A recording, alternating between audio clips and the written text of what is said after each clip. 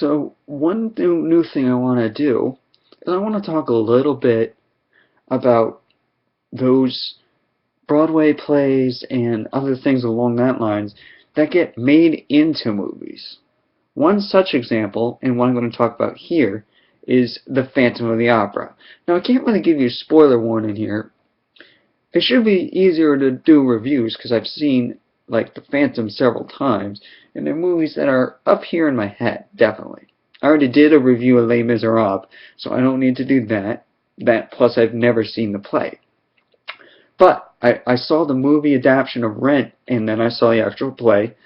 I saw The Phantom of the Opera, and then I saw it again, and then I saw the movie. I own the movie, Phantom of the Opera, and I saw the brand new Phantom of the Opera that started out just days ago.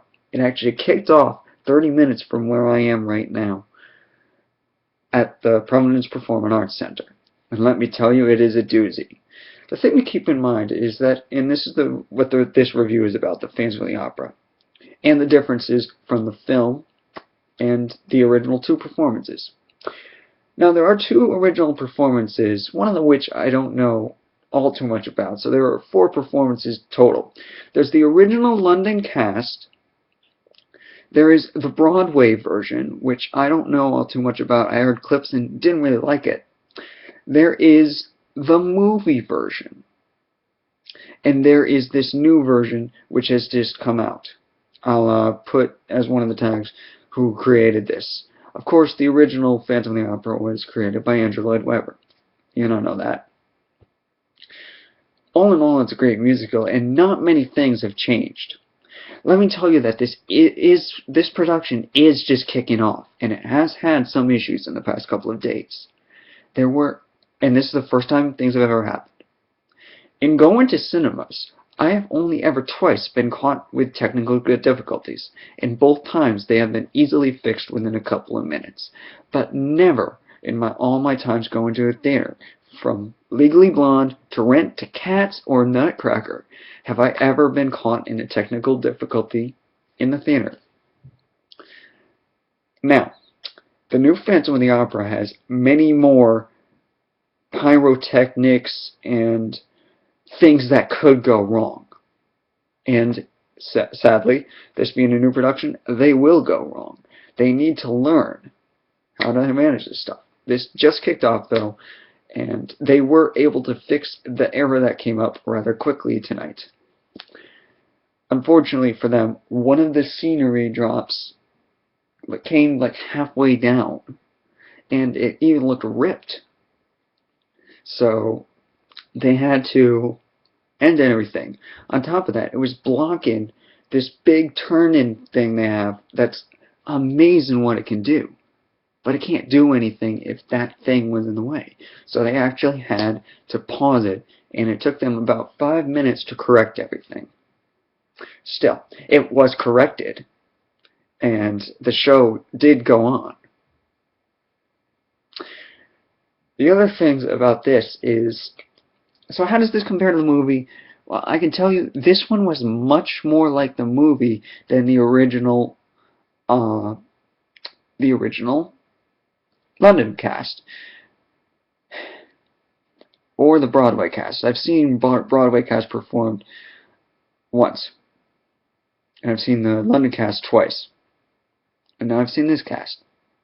And I watched the movie a lot too. The movie was able to present it in a more modern way, which is something this was able to do too. Additionally, don't be scared if you get in some... There is one thing to note. The chandelier doesn't drop on the stage anymore. It drops close to people that it's right above.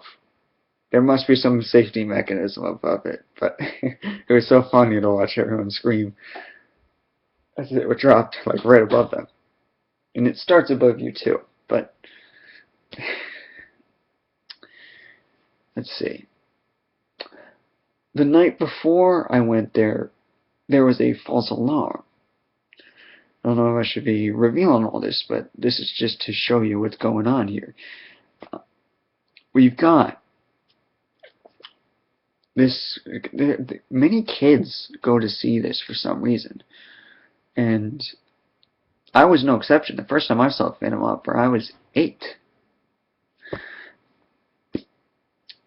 So anyway, they presented the Phantom of the Opera, and after a guy fired off a unloaded, mind you, gun, but he fired it off with real powder, and I'm hearing 3 different stories here. I'm hearing a kid shouted out fire, and everyone ran just for safety. I'm hearing that it was number 2. I'm hearing is someone smelled sulfur, which the guns fire, and therefore they evacuated. And I'm hearing the 3rd one was, I don't remember, but that's not what's important here. While that show had to be evacuated, I don't know what happened after that. I can tell you our technical issue was fixed in 5 minutes.